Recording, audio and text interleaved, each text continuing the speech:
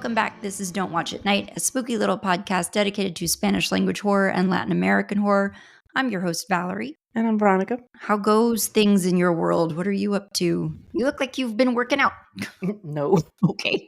In fact, I just put this sweatshirt on over my t-shirt that I was sleeping in. I slept until like 11. I am still in my pajamas, but I did brush my teeth for you. So I was reflecting on how, it looks like you worked out. I was reflecting on my own laziness this morning and just my inability this month so far to just get off my butt and do much. I don't know. I blame it on the weather. I blame it on the cold. I'm not feeling it. But well, it just makes me just kind of want to, cold weather just makes me want to hibernate. Yeah. And our house is so cold. Our house doesn't retain heat for crap. So I'm just freezing in the house, and the only way to stay warm is to be still. And so there's just no movement. But I need to get out. I told myself this morning, you got to get moving today. You got to do something. So after this, I do intend to have some kind of workout later today. I do just want to let you guys know some stuff up top. We do have our first creepy cocktail hour live stream that we're going to do coming up on Friday, January 31st. It's going to be at 5 p.m. Central Standard Time. You can grab all the details for that as we roll out that information over on our Patreon. So we're going to link it in show notes.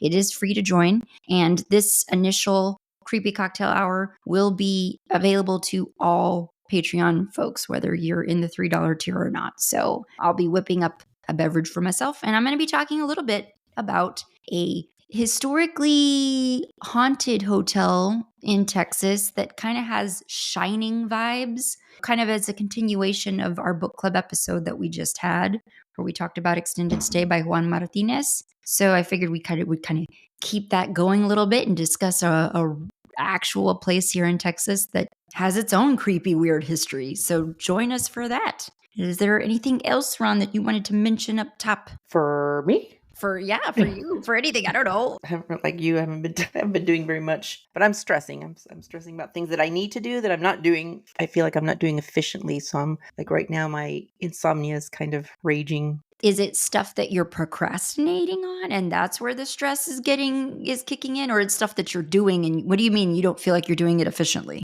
Well, because I have to be studying for my certification examination. I'm having to learn these 20 new dance fitness routines pretty quickly. So if it was one or the other, that'd be fine. But it's just the competing, two things competing for each other. And then just other stuff that I have to do, work that stresses me out. And so I'm just feeling like butter spread over too much bread. You're at max capacity. Yeah. Okay, well, we can go ahead and I don't have any solutions for you there. I need a clone is what I need. Dang it. This is the second time this pin has completely fallen apart on me. I don't know why. Hang on a second. Okay, I'm not going to use this. This just needs to be thrown away. Okay, movie discussion time. Here we go. This week we watched Los Ojos de Julia, or Julia's Eyes. This is a Spanish horror film from 2010 directed by Guillem Morales and notably produced by Guillermo del Toro. It stars Belén Rueda, Luis Omar, and Pablo Derqui, if I'm saying that right.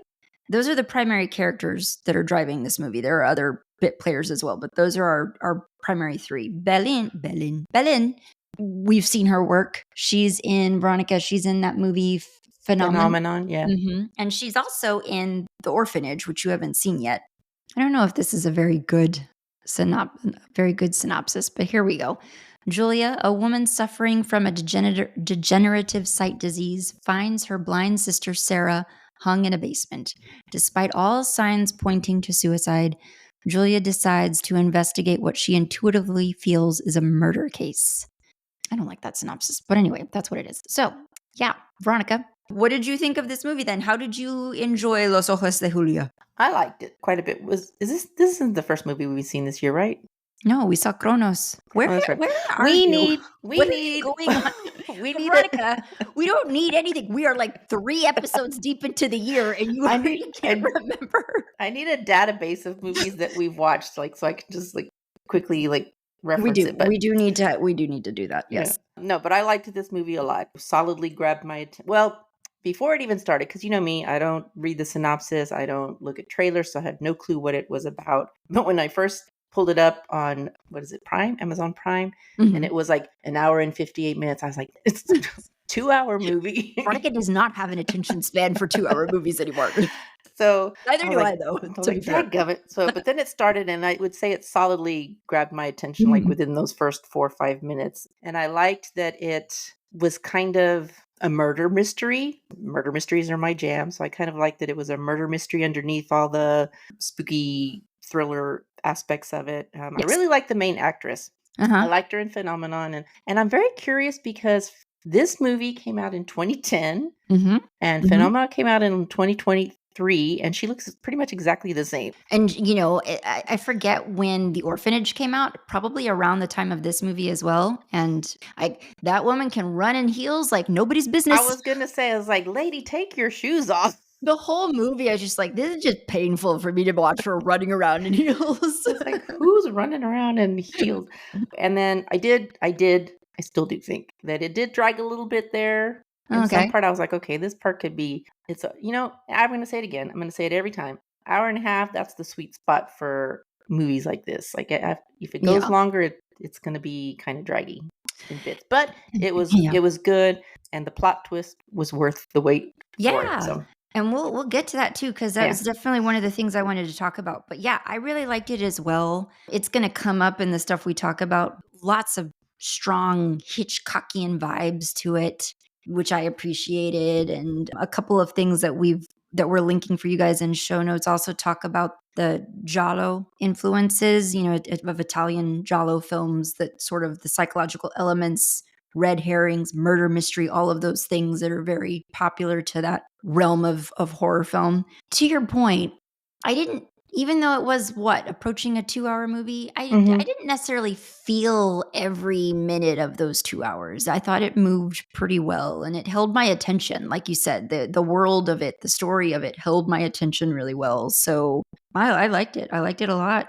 One of the things we're going to try and do a little bit different in this episode, guys, because we've changed up our recording day. And so, like I said, I watched this movie like 5 days ago. It's obviously a lot fresher in Veronica's mind. She might be able to talk more about it, but you know, we had just thought, well, maybe we don't have to necessarily go scene by scene, because certainly I don't know that I could do that. But there are definitely things that we wanted to talk about, things that really stood out to us in this movie. So I don't know if you had anything you wanted to open with, Ron, or if you want me to start. Well, I think it had one of the key moments for me, and I think it's certainly what any movie or book wants to do, is it wants to grab audience's attention like from the get-go. And I think this movie did that really well, just like I said, in those first 4 minutes when we are in the house of Sarah, who is the twin sister of our title character, Julia. And she's just everything that happened in those first 4 minutes where she's arguing with someone she's in a dark house. It's rainy because of course it's raining.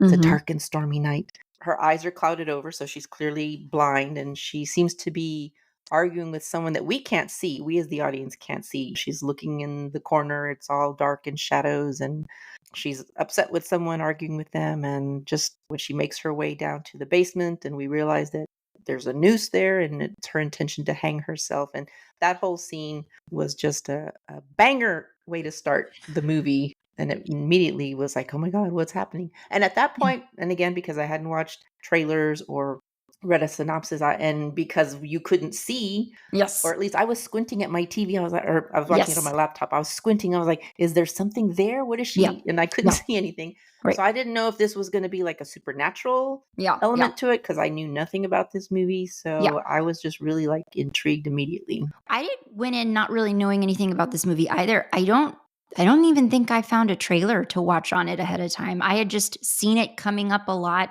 and I know that actress because we've watched a Hmm. lot of her films, you know, her work. So I was just like, oh, I bet that's good. Just knowing that she's good, knowing that Guillermo del Toro's hand is in it, I was like, I bet that's worth watching. My first thing runs along the same line as what you're talking about here. The film uses darkness and shadow really effectively throughout. And yeah, that those opening moments with Sarah where it felt like the shadow was moving. And Moving. so because Hmm. we couldn't see what it was, I was thinking supernatural too. And I was Hmm. thinking, what is this? But then we do see like that foot come out of nowhere Yeah. and kick her off the stool.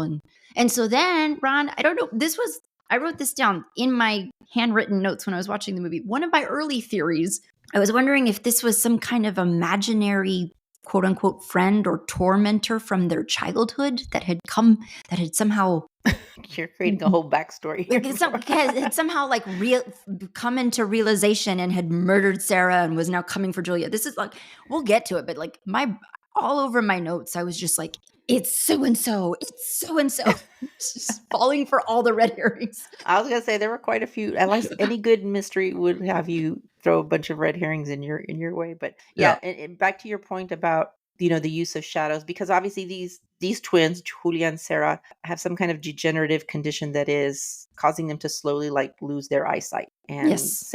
Julia, our title character, can still see pretty well. I mean, when we see when we use the camera, the director uses the camera to kind of give us the viewpoint through the eyes of these characters, or at least Julia's eyes. And so when we're seeing through her eyes through the camera lens, she can see, but they're around the edges, the peripheries, there's kind of that darkness, and it kind of goes in and out. And I thought through the whole movie, as her eyesight progressively gets worse and worse, is that Field of vision. her field of vision starts to kind of shrink in. And so I thought that was really cool, the way they used the camera lens to kind of give us an insight into what she can see or can't see clearly. Yeah. And then I'm always like, lady, you can't see. Why are you running, chasing people down into dark? Why are you going in the dark alley with Dark nothing but a cell corridors. phone? I did think it was kind of interesting that both sisters, from photos, you kind of got the impression that Sarah was some sort of a cellist, some sort of classical instrument person, musician. And then Julia is like, what is she, like an astronomer? What is she? She's somebody that works with telescopes. Somebody who studies the galaxies. Yeah, studies the skies. And so anyway, yeah, two professions that really rely on the ability to see, and just sort of interesting how they're impacted by this degenerative condition. Well, I didn't have all these theories just in the first 5 minutes. I was not developing this whole backstory of imaginary childhood friends. Well, because I was thinking, well, what kind of supernatural? Because you got the impression that Sarah knew this person because she's talking to him like there's some sort of connection there. And so in my brain, I was just like, well, this is clearly somebody she knows. And then because we weren't even sure what it was, I was just like, okay, assuming it's a spirit of some kind, maybe it's a spirit that she's obviously known for some time, perhaps. I don't know. It was just super creepy because initially she climbs on the stool and she puts the noose around her neck, and then she senses the presence of whatever we as the audience don't know yet. And then she's saying, if you think I'm going to hang myself while you're here, and then the foot comes out of nowhere and kicks the stool out from under her, and wide shot pan of her hanging and jerking, and whoever this person is, he's taking pictures. Yes, and it's one of those classic cameras with kind of loud flash with the bulb. We do also see in that opening scene a medical kit, like the rolling out of syringes and things like that. So that's going to be key later on. Turning it back over to you, what else was on your list of things you wanted to talk about? Well, I know one that you're probably going to mention because it was a biggie, so I'll leave that one to you. But just when we are later in the movie, when we are in the boogeyman, for lack of a better word's apartment. Well, yes.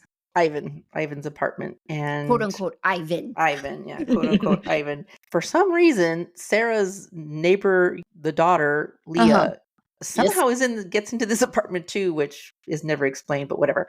But she's trying to help Julia. At one point we see she's trying to sneak around. She's trying to get the keys because apparently these apartments lock from the inside and you can't get out if you don't have a key. Yeah, seems like a safety hazard, but okay. So she's trying to get the key and she tells Julia, go to the bathroom. I'll meet you in the bathroom when I get the key. And then so Julia goes to the bathroom. And at this point, she's had her operation to get her eyesight back. I guess like a donor eyeballs. I don't really know, or cornea implants. I'm not exactly. They don't explain it, but she's had an operation, so she has to have her eyes covered in bandages for, what was it, 2 weeks? I think it was like 2 weeks. No, I thought it was like 4. It was a big stretch of time. She can't take these bandages off, so she's sitting there literally blind. You hear a big bang, and she doesn't know what it is, but eventually she decides it's 4 days until she can take her bandages off safely, but she decides she can't wait anymore. She has to know what's happening. She's starting to have suspicions about Ivan. So she takes the bandages off and she walks out and she sees poor Leah skewered to the wall with a knife like right through her mouth. Yes. Yeah. It was bloody. It was bloody. That whole sequence was Oh, is her name Leah? Leah, you said? Yeah. Yeah. Yeah. So Leah, the neighbor daughter, the way she just sort of maneuvered through this very large apartment, Yes, it was huge. and quote unquote Ivan, well, who's that's not his name, but for right now, as we know him, he's Ivan. Ivan is moving through the apartment, and I thought it was very interesting how she didn't seem to have what I would consider to be a healthy amount of fear that I was Yes. going to get discovered in this apartment, that he was going to root me out any second. Yeah, poor So Leah.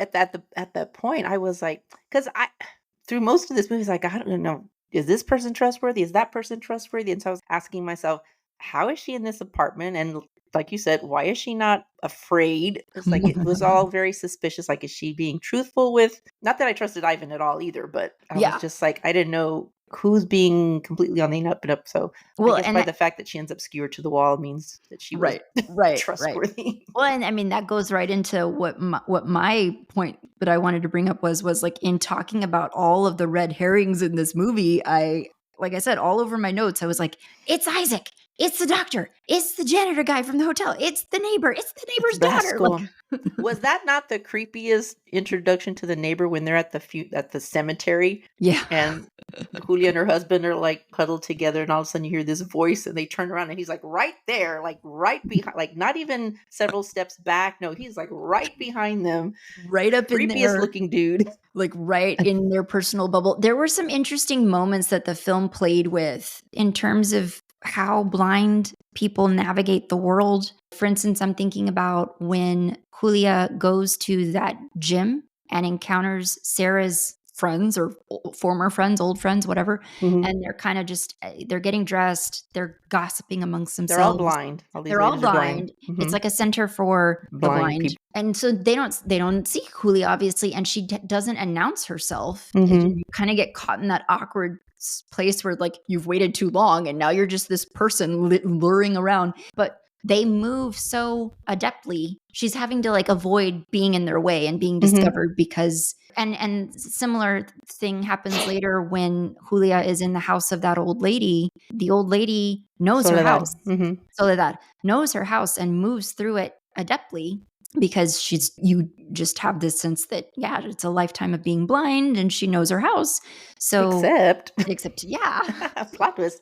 But yeah, so it's just, I thought that was kind of cool the way they played with that it's just like Mhm. these people who have been blind their whole lives are going to obviously know their bodies really well, know their environments really well, and she's just in the way. On the topic of the red herrings, did you suspect Isaac is what was your order Yes. of who you suspected? I suspected Isaac at first when Julia goes off to talk to Soledad to see what she knows, because she immediately is not 100% on board with the idea, of course, that her sister committed suicide Yeah, because died by suicide, yeah. her sister was going to have an operation. And anyway, there's just things that as a twin and as a sister that knew her sister, things don't add up or as to why her sister would have committed suicide. So she has questions. So she Mhm. goes to talk to Soledad, the neighbor, and then we get a little snippet with the inspector, whose name I don't remember, and the husband, Isaac. I forget what the wording is exactly, but they both know something. The That she husband knows doesn't know. something that she Right. doesn't know. And we don't Yes. know what that is. And I don't know that we ever really Well, totally find out what that is. what we were told later is and I don't know if there was more, but what we were told later in the movie is that it was that she had the operation and it wasn't successful. That Sarah Mhm. had the because Julia didn't know. She knew that her sister was on a wait list to have the operation, Mhm. but she didn't know that Julia or that Sarah had it and that apparently it wasn't a success. Yeah, he was the first person I suspected. And then, of course, the creepy introduction of the neighbor and even the doctor, because, Yes, doctor was on my notes too. He's too good looking. He's well, sus. and because the camera, the director did this real cool thing throughout the whole movie where sometimes you don't get shots of like the people that were in the scene, like you're seeing their backs or you're not getting their Yeah. full face. So even though we did see the doctor's face once or twice, a lot of the shots with him were just from behind, and so I Mhm. thought that's suspicious, that Yeah. because it just makes him look suspicious. So I thought Right. he was. And then, yeah, the neighbor's daughter, Leah, who we hear about the whole movie, but we don't meet until the very Mhm, end. So I was just like, who is this Leah? And mhm, you see her like shots of her like watching. She's always seems to be watching. And so you mhm, just think, what is that about? Who is this girl? This is sort of under this same talking point. When we get the initial semi-reveal of quote unquote Ivan. So we finally get to at least see his face. Hmm. We still don't know who he really is, but we at least get his face. It felt a little, I don't know, anticlimactic to me, only because I was just like, well, this looks like nobody we've seen the entire movie. Because I was like racking my brain. I was like, where would we have seen his face and missed his face in the movie? And he didn't look familiar to me at all. I was like, this is a new person. But I thought it really played well off of what his thing is, which is that he's this largely invisible man that nobody That nobody's, notices. which makes me curious. Like, if I had had the time to like go back and rewatch, like maybe he was like in the background in scenes, and we just Weren't paying attention. weren't paying attention. Because like there's this real cool scene where what was the name? The janitor man or the maintenance man at the Oh yeah, hotel. The old man. yeah. He kills him because the old man is the only one at the hotel that can remember anything about him. Everyone else is just like didn't notice the man Dude at all. that Yeah. was with her, supposedly with her sister at this hotel at all. So he goes and he kills the old man, and then and again, we get the camera viewpoint through the camera lens, which is his, at this point, unknown person's eyes as he's leaving the scene of the crime and moving through the hotel, making his way out. And he's just passing person after person at the hotel, customers, employees. He even passes Julia coming in with the police, Right. and nobody looks at him twice. Nobody looks at him at all. It's just Yeah. like he's completely Yeah. invisible. And see, and I was expecting when we were in his POV and he passes Julia, I was expecting her to register some sort of recognition, like it's you or whatever. Mhm. But she passes him right by. So in my brain, I was just like, okay, well, so this is clearly someone we haven't been introduced to yet. Well, see, I was thinking, because I still was wondering if there was like a supernatural element. Is this really someone who can be like actually literally invisible? Right. Like the invisibility cloak from Harry Potter. Is this an actual person? So my question to you on this same topic, I know that I at a certain point made the realization of who Ivan really was before the big reveal, but I'm curious to know, like, did you make that realization for yourself? And if so, at what point did you realize? No, I did not realize it until it was revealed. And then I was like kicking myself. I was like, dude, you should have caught this, because when Soledad was talking about her son that used to take Yeah. care of her and then disappeared, you don't bring something up if you're not going to pay it off down the road. I forget like what it was. I'd have to go back and rewatch. I forget what it was that kind of tipped me off, but the reveal that Soledad could see, I did not see coming. Yeah. I was just like, And then I'm like, why would you, I mean, I could see maybe she I don't know. Why would she have, why do you think, because it's never explained why. Okay, so her story is, of course, that she lost her eyesight for some reason. Her husband left her, and then she just had her son to take care of her, and he did take care of her a while, and then just one day he just up and left also. And when, like, was she ever really blind? Like, what are you, because it's not explained why she pretended to be blind all these years. Even now, I could see maybe she played it up to keep her son close, but then once he flew the coop, like, why continue to pretend to be blind? I think she genuinely couldn't see when he was around, because I got the impression when he enters the house, what's her face? Julia makes a connection that this is Soledad's son. I got the impression he didn't know his mom could see. Right. So he seemed surprised. So at some point she had the operation, and maybe she continued to try to pretend she was blind in the hopes that one day he'd come back. Maybe. I don't know. Because that was my question. It's like, why? No, but I didn't suspect, but I should have known. I forget what it was. There was a definite something that someone said or alluded to that I was just like, oh. Maybe it was Leah in the apartment talking about something about the son used to care for the mom. I don't know what made me think about it, but whatever. Well, let's let you go, because I've been talking a bunch. So you go. What's another one you've got? Oh, before I mention, I will say that I thought that the guy that played Ivan, the actor, most everybody in this movie looked familiar to me, but I was looking them up on IMDb, and she's the only one that I've seen. That you knew. That I've seen other things that they've been in, but the actor who plays Ivan, aka Angel, who is the name of Soledad's son, so that's his real name. He was in another Spanish, I don't know if it was a movie or a series called Cathedral of the Sea. I don't know if Mom's ever tried to talk you into watching that. I don't know. What's it about? A cathedral by the sea. I don't know. It's a historical piece. I don't know. Sounds up her alley. She's always trying to get me to watch it. And anyway, he was in that. But no, okay, so another moment is just the ending. the exact last moments where, but I have questions about that. Okay, well, we'll get to that too. Uh, you said something and it triggered something, and then it left my brain almost immediately. Well, talking about him, talking about the actor who plays Angel, Pablo Derqui. Where did I have it? I thought he executed this role really well. Super, super creepy. He does crazy eyes really well. Crazy eyes, really well. Norman Bates-esque creepiness. And That the anger. that scene, Ron, where he's pretending to call the doctor, and he's just Creepy. holding the phone and Mhm. and faking this conversation because he believes that Julia can't see and she can. So she's having to sit there and pretend she can't see him. It was chilling. I was just like, oh, he's evil. Yes. Oh, the whole scene where he had the knife right up to her Yes. eyeball, and I couldn't do Yeah. that. I would have given myself away. And I'm grateful for the scene where he takes Julia to open up the meat locker, because when we see that his name is Ivan, I was like, well, we did see an Ivan. We saw, and this guy doesn't look anything like that guy. And I was just like, maybe I wasn't paying attention. And then she opens the meat locker and we see that he killed the real Ivan. Mhm. And so this guy, and maybe that's when I connected the dots, was when I was like, oh, he's not Ivan. Who is this guy? And then I was like, maybe this is that son that we don't know what happened to him. And she gave herself away. She reacted to it. And innocently enough, I would do the same, I'm sure. His level of anger and talking about, and actually that was another thing that really stood out to me, is when Julia's back, Julia's back in the hotel. This is when she went there because she knew that her sister had gone there with a boyfriend that nobody knew anything about.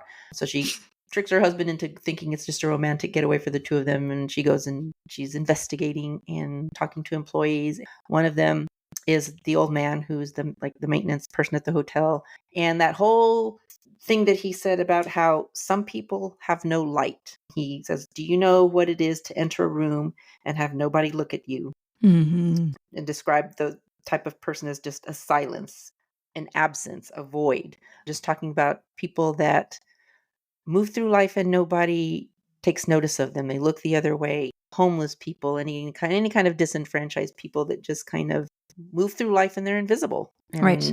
which I think, and I know you mentioned that you found the moment where we finally get the reveal of Ivan Angel's face as anticlimactic, but I think that was definitely deliberately done that way, that we did not see him, Mm-hmm. as far Yeah. as we know, throughout the whole movie, because that just played into that he was invisible to us as the audience as well. Yeah, because I was just like, I don't know this guy. I don't know this dude at all. And so then when he is in the apartment and he realizes that Julia can really see, and he's just full of rage, and he's talking about, do you know what it is to, like, and I didn't write those quotes down, but basically kind of rephrasing what the old man had talked about, like, do you know what it is to walk through life and be in darkness and nobody talks to you, nobody sees you, and which is interesting, his choices at the end of the movie, which we can talk about Yes. also. And we can kind of dive into that, because that was the last thing I wanted to make sure to mention, is that final face off in the house between Julia and Angel. That was a tense last 10 minutes. Well, and like so what she does is she cuts the lights in the house to kind of level the playing field. It puts him in her world of not being able to see. And by now, what I liked that they also did really well in this movie is she starts off in the movie just sort of fumbling around, stumbling around. She's not adept yet at being blind. And so by the end of this time of her being in the bandages, she's become a lot more adept at moving through the house blind. And so she's faster. I think we get some quintessential Hitchcock moments here, so that with each flash of the camera, because he's trying to illuminate the house with the flash of his camera so that he can see. And Very so rear window. very rear window. And so with each flash, we're getting the story told out in these kind of freeze frame scenes that I thought were shot really well. Okay, what do you want to say? No, did you ever do that? Do you ever remember doing that as kids, where you would flick a light switch on and off really quickly, and it would show like people moving in the room would be like that. It would be like very kind of frame No, by frame esque. I You did never not do did that as a kid? Ah. that. Well, go do that as an adult. I didn't go Get the playing in the boys. dark. I didn't go playing in the dark as a child. Get the boys and put them in a room and just have them move around and flick the light switch on and off, and you get that kind of same frame by frame. It's cool. It's cool. It was cool. But yeah, so we get these freeze frame moments of like her scurrying, him looking creepy as hell. He like you said, the the death stare he gives is so good. And it really replicated Rear Window almost exactly, which I want to point out for people who care about this sort of thing. Rear Window was shot on Eastman color negative using a kind of 35 millimeter SLR camera. And so even like the exaggerated definition in these scenes mimicked Rear Window, like mimicked that 35 millimeter film look to it. And so it was really cool. I thought it was really, really good. In the course of all of this scuffling about in the house, she was able at a previous point to call the police. She managed to get them to come to the door. So they show up just in the nick of time, and she's shining a light on him, which again is another cool moment where she's telling the detective, shut up, so I can hear. And then she's able to sense him in the room and get the light immediately on him. He gives a great line, very Norman Bates-esque. Yeah, well, it was just because he's huddling in the corner, he's hiding his face, and then he's telling them, don't look at me. I don't want you to look at me, which is just super interesting to me because part of what he was raging out to Julia back in his apartment was about how and why he singled out initially Sarah, and then after Sarah, I guess, didn't want anything more to do with him, transferred his obsession over to Julia, is because in his life he's kind of gone through and been invisible to everybody else. Nobody notices him, nobody listens to his opinions, nobody takes note of him, but blind people are aware of him. They have an awareness of his presence, and so that's kind of why he fixated on these women, because they're blind and they could validate his existence pretty much. Yeah. And then at the end it's like he wants to be acknowledged, but he doesn't want to be seen. He doesn't want to be perceived. Which I thought was really just kind of an interesting, almost contradiction. And like, I want you to be aware that I'm present in the world, but I don't want you to look at me. I don't want you to see me with your visual perception. And the other aspect of I think why he wanted to be needed, and he wanted somebody to be entirely dependent on him. So I got the impression, I don't know if I can't remember if they come right out and say, but I got the impression that Sarah's operation maybe was successful, and then he injected her and made her go blind again, which is kind of what he has done in this movie with Julia. Julia's operation was successful, and so she does temporarily regain her sight, and then he's injected her with stuff in the eyeballs, and yeah, that was a disturbing scene. Well, that was his mom. Yes, and he did it to his mom too. Because when he realized that his mother could actually see, he seemed pretty angry about that. And then he pins his mom pins her down, and then he's got his little medical kit with syringes of whatever chemical he injects into eyeballs to cause irreversible damage to eyesight. But he does that to his mother. Yeah. So obviously his whole psychosis is tied up with whatever his experience was growing up with his mother, which she briefly tells him, I knew you would come back because you're nothing. I told you would be nothing without me. So obviously there was some bad mothering going on there. And so the final scenes, what did you want to say about the final scenes? Or is that what it was? No, the final scene is where she goes because the doctor tells her your eyesight, you won't make it till dawn. You won't make it till dawn. So what is the last thing that you would want to see? Well, the last thing she wants to see is her husband's face, who was done away with also by Ivan fairly early on in the movie. So he's been lying in the coroner's office or the morgue, whatever. And so she goes to see her husband's face, and then she realizes, and this is where I want some clarification from you, Valerie, because she realizes that he donated his eyes. Now, I had the impression, because she asks the doctor, well, where did they go? Where did his eyes go? And the doctor said he went where they would want them to be. And so I took that to mean that, did she get her husband's eyes? I took that to mean she got his eyes. Okay. Because then when she goes to the mirror, because she remembers what he always used to tell her, that what he told her when they first met or whatever, that he can see the universe through her eyes. And so she uncovered her eyes so that she could see him essentially looking back at her one last time before she goes to look in the mirror, she goes to look in the mirror, and so she sees the universe. And then I thought that was really poignant that as she's looking at that, the field of vision on the camera just closes to a pinpoint and then just goes blank, which is it was really sweet. Oh, I did. I teared up at that, but that is tempered by, and because I want you to clarify. Wait, were there scenes? Was there something after? Oh, the way you said No. that made it sound like No, there no, was no, no. something after. Okay. Well, if it was, Amazon cut it off and, went to You the don't get to finish, yeah. next thing in the queue. So no, because at some point in there, the inspector is telling, and I don't know if this was just the way that Ivan Angel engineered things to look, or if it was did Julia's husband and her sister actually have an affair? See, I don't know. Because when they're the scene where they're at the cemetery saying Mm-hmm. goodbye to Sarah, Julia thinks she's talking to her husband. We come to figure out in the next scene that Mm-hmm. he's over talking to some undertakers or whatever. She says, "But I forgave Sarah Well, she and says, I "But forgave you I forgave her, and I forgive you." and I forgive Yeah. you, and now I have to forgive myself." And so she thinks she's talking to him, and so I'm thinking, well, what did she have to forgive him for? And then when we never find out. So I don't know. I got the sense that maybe there was something potentially with him and her sister. You don't Yeah, get it. that would be the only black mark in their Yeah. relationship. But Uh, yeah, the ending did make me there was tear up. I had to go, and it's worth for you to check again, Ron, because some of the things that I had initially linked for you supposedly had interviews, and then you go and you click on it, and there was no interview. So I I was went gonna and say, I was like, I don't see an interview here. so I went and found some YouTube interviews that I'm going to link for people in show notes. And so in one of these interviews, Del Toro is talking with Variety, and he says, Belén Rueda is in the interview, and so is Guillem Morales. Del Toro is talking about how emotions in a horror film are often more important than the scares. Having now watched a number of things that have Del Toro's hand in it, whether directly or indirectly, that's very much a core component of his movies And that is would be why his movies are so good, as opposed to like a lot of, not all, but a lot of mainstream Hollywood, American Hollywood horror is like they value the jump scare over the Mhm. emotion. And usually Yeah. there, other than fear, there is no emotion. Well, and we should say the classical horror that we've grown up knowing. There have been a lot Mhm. of Yeah. it's a great time for horror right now, and so there's lots of really, really quality films that have been coming out now for a number of years. But when we look back, yeah, it's been a lot of jump scares, a lot of classic stuff.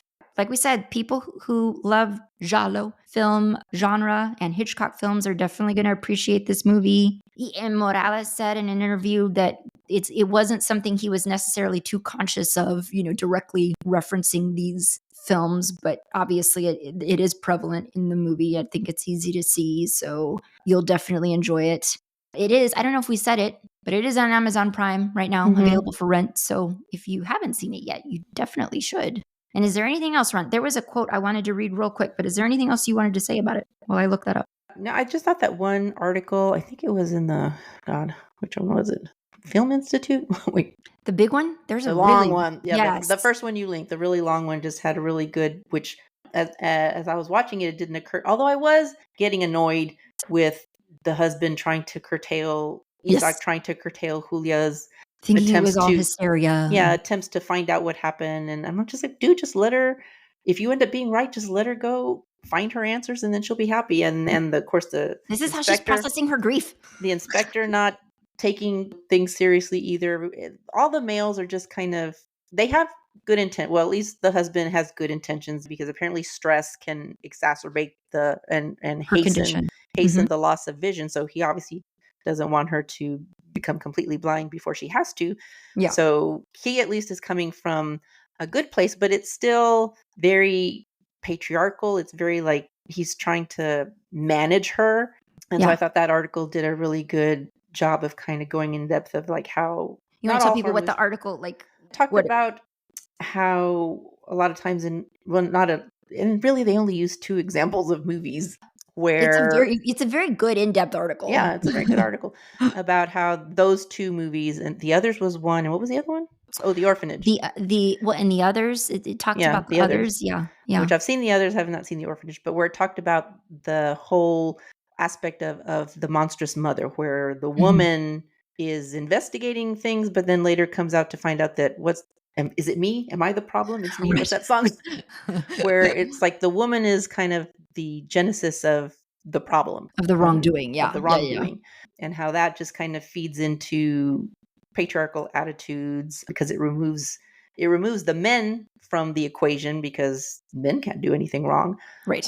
Whereas like a movie like this one, where you have the female protagonist she's not the problem. The problem is caused by toxic male traits, the obsessive stalker, the need to control, the need to have a woman completely dependent on you, the condescending detectives, and yeah.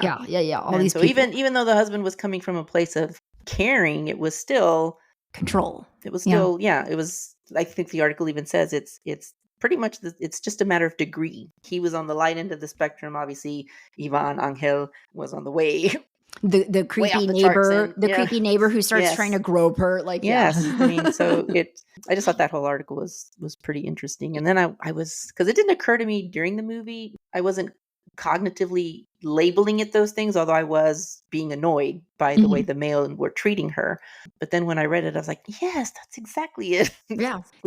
It's very interesting. And so we've linked that for you guys. It's definitely worth looking at. Also, this article from screenrant.com, I just wanted to read you this little bit because this was an article that kind of talked about how this movie, it's worth viewing. And certainly when you put it up against movies like, I think they reference Bird Box, which I haven't seen. Sandra Bullock. I didn't see that one. I read the book. I did not watch the movie. Yeah. So it kind of references how it stands in alignment with those films. So it says, Julia's Eyes rarely makes it onto top 10 horror lists. It released at a time when horror and foreign language horror were generally still treated as separate. There is a bias in the film world towards English language movies. Instead of distributing East Asian horror globally as is, it is usually adapted and translated in the West, and that's often a detriment to the story. Limiting horror to a single language limits the scope of imagination and possibility. And I agree. I agree with that. Did you know? In one of the articles, they're apparently talking about rebooting The Orphanage, which I didn't know that. And I still need to watch that one. You need to watch it because I'm just like, why? It's great as it is. It's excellent. I own it. And so just like you made me watch Train to Busan, which was a good movie, I'm going to make you watch The Orphanage. Okay. We just have to find a time. We need to pick a time when we want to do that. And because I own it, maybe you can come over and we'll record in the same space. Yeah. All right. Well, is there anything else you wanted to say about it? Really good movie. I can definitely, if I didn't know, but I can see Guillermo del Toro's hand in it. Even to like the use of the muted colors. There's nothing like really super bright, so it kind of has almost that washed out feel. But I just thought it was really beautifully shot. I like the use of the camera lens to give us the point of view of the eyesight of the character. The acting was pretty solid. The plot twist for me, I didn't see one of them coming. Certainly didn't see the other one coming. I do want to point out Guillem Morales, the man who directed this film. He also directed The Wasp, which I only just recently saw something about because The Wasp, W-A-S-P? Yeah, W-A-S-P came out in 2024. I saw something recently about it because it has Natalie Dormer in it. She's from Game of Thrones, but Natalie Dormer and Naomi Harris. Yeah, I thought there was more to her name, but I don't know where it's available. I thought I saw where it was available, but The Wasp came out in 2024. So he did that. He did a movie in 2004 called The Uninvited Guest. That's a horror mystery. That might be one to keep in our back pocket for some time. Your final thoughts?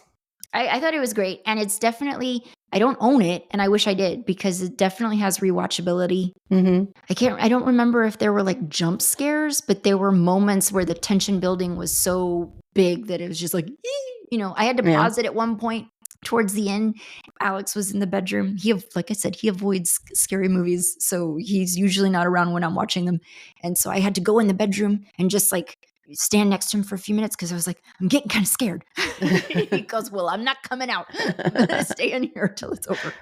There was one point where I jumped because I was watching it on the laptop and I had my earphones in, and Robert was watching, I don't know, I think sports on television, and my youngest was on the couch too. And there was one point when I jumped and kind of gave a little yell. I don't remember now what part it was, but it's a good movie. Yeah. Good movie. There was a show that I don't know, I came across something, one of my social media feeds. It's called The Curious Case of. And the trailer for it, I think it's showing on, it is showing on Max. The trailer for it made it sound like it was going to be kind of almost like that podcast Lore. Like Yeah. each episode was gonna be about like some kind of weird, morbid, kind of creepy Yeah, yeah, yeah. thing. But and maybe some of them are. I've only watched the first episode, but that was about what was it about? Is it It was creepy? about no, well, the first episode wasn't. It was about one of the guys that used to be like was it back in the 90s, those Jackass movies? Oh, yeah. He was one of those guys that was the Jackass crew that was always doing idiotic things, and his struggles with alcoholism and having a conservator, and so it was just that. It was more like addiction Oh, stuff, okay. so I was kinda disappointed. I thought it was gonna be like weird, creepy things. What have I been I haven't really been taking in anything. I have a strong desire, I haven't acted on it yet, but I have a strong desire to check out that Amazon Prime series, The Rings of Power, that Lord of the Rings series, just because it keeps coming up in my Instagram feed. Like the algorithm keeps feeding it to me. And so I can't help it. I'm a sucker for advertisements. So I'm starting to get curious about it. And I was asking Alex the other day, I was like, hey, you want to watch the first episode? We'll try it out. But each episode is like an hour. And so we're just like, I don't really feel like, what does it mean where it's just like, watch a 10-hour movie? No, that's insane. Watch binge an episode for Binge 10 10 hours episodes. on Netflix. Totally. Let's do it. Yeah, or spend those 2 hours watching just reels on Instagram or Right, TikTok or right. whatever, and I do that all the time. Like, I don't wanna watch 2 hours. Well, the only other thing then to mention is I found it today digging up stuff, and so I just thought it's really cool, and I linked it for you guys to take a look at. Interesting article that talks about I forget, I think it's bloodydisgusting.com is the website, but it talks about the psychology behind color as it's used in horror films. It mentions Guillermo del Toro and how he has said before that color should tell you about a character. And it references Crimson Peak. In that movie, he used yellow to symbolize light and hope. Our heroine in that movie, Edith, is wearing yellow in a lot of scenes compared to Jessica Chastain's character, Lucille, who wears like dark colors, crimsons, things like that. You know, your dark burgundy red. In The Shape of Water, green was intended to convey something clinical and just bad and off-putting. We're going to post that for you guys. It was a really good read, and it really made me think as a home haunter from a standpoint of like somebody who keeps building upon my front yard displays year after year for Halloween. I have long said this. I have long said that if you're low if your budget is low and if you can spring for nothing else, because I know animatronics are expensive, all kinds of figurines and things like that you can put in your yard. Not only are they expensive, but if you don't have the space to store that kind of stuff, then you just can't do it. So I recommend that you invest in lighting because you can do a lot with the right lighting for setting atmosphere, for creating a creepy vibe. So yeah, exterior illumination. Clark Griswold told us all about exterior illumination. So invest in lighting. We will definitely have more coming up for you guys in the weeks ahead. So we'll be announcing upcoming movie and our next book pick, and we'll get that rolled out. Thank you all for listening, and we will see you next time. Bye. Don't Watch at Night is a Nest production hosted by me, Valerie, and Veronica. Editing by me. Music by Omar Chagor. Production support for this episode provided by Lorenzo Villarreal and Alex Street. Listen to new episodes of Don't Watch at Night every other Monday, and don't forget to give us a rate and review. It's the best way to help us grow.